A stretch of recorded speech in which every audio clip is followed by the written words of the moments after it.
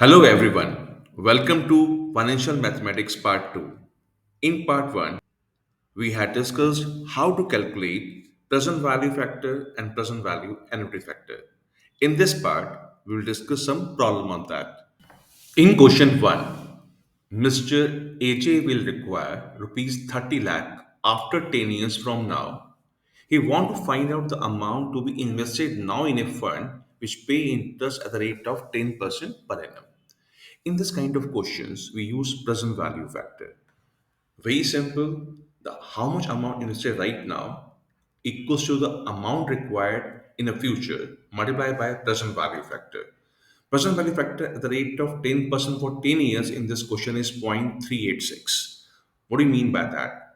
If we invest 0.386 right now, we will get 1 rupee after 10 years where the rate of interest is 10% per annum. So we use here formula equal amount multiplied by present value factor. And the answer is 11,56,629 rupees 87 paisa.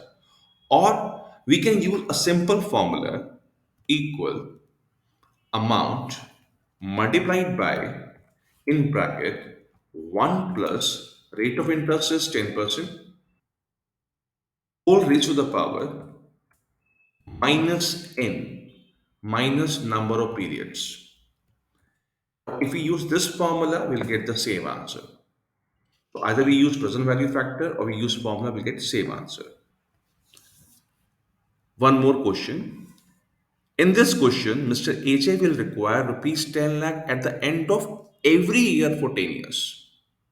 Find the amount to be invested now in a fund which pay interest at the rate of 10% per annum. In this kind of questions, we use present value annuity factor.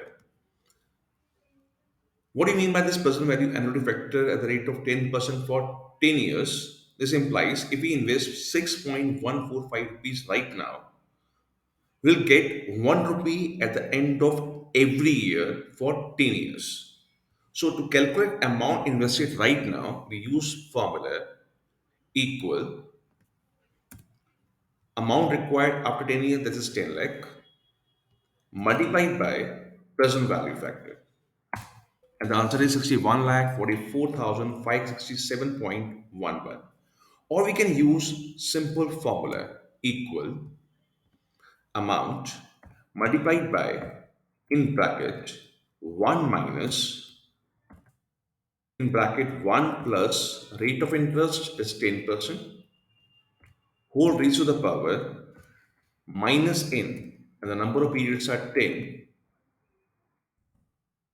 whole divided by the rate of interest. And the answer is same 61 lakh 44,567.11. Hope it is helpful. Thank you.